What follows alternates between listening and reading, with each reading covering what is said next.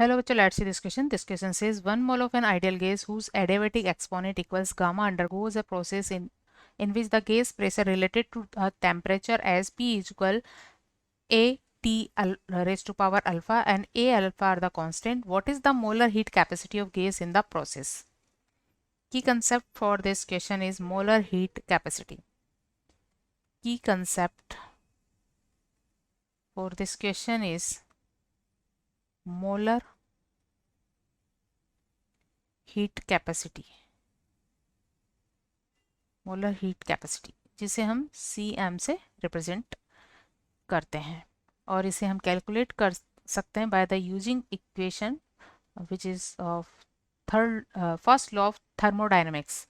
First law of thermodynamics के according delta Q is equal delta U plus W और delta Q value होती है N C m molar heat capacity into delta T, and delta U value in molar heat capacity term it is n Cv dot m delta T, or work is here n into R delta T upon 1 minus x.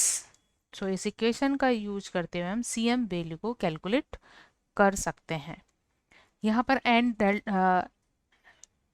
Delta T सभी में common है तो हम इसको लिख सकते हैं C M is equal C V dot M plus R upon 1 minus X. अब इसके लिए हमें एक्स वैल्यू कैलकुलेट करनी है यूजिंग दिस रिलेशन. तो इस रिलेशन को यूज करते हुए हम यहाँ इसके लिए एक्स वैल्यू कैलकुलेट करेंगे.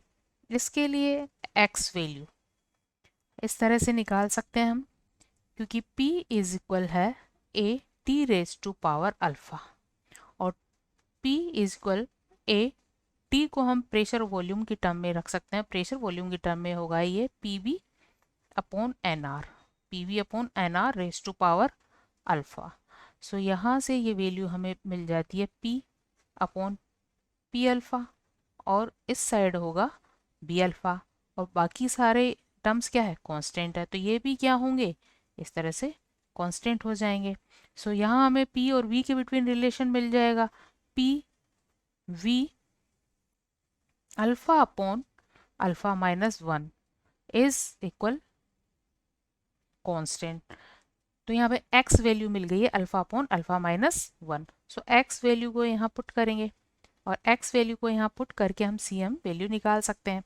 अब क्योंकि CVM जो होता है molar heat capacity at constant volume होता है, molar heat capacity at constant volume, और इसकी वैल्यू होती है R अपॉन गामा माइनस 1. सो इस रिलेशन का यूज करते हुए हम CM वैल्यू कैलकुलेट करेंगे. सो यहाँ से CM इज इक्वल होगा R upon gamma minus 1 plus R upon 1 minus alpha upon alpha, this is alpha and the alpha minus 1. सो इसे कैलकुलेट करने पर ये वैल्यू CM वैल्यू हमें मिल जाती है. R यहाँ से हम कॉमन लेंगे और ये वैल्यू होगी 1 upon gamma minus 1 plus 1 minus alpha. So answer of this question is R upon gamma minus 1 plus R into 1 minus alpha. C is the answer. Hope you understood it well. Best of luck.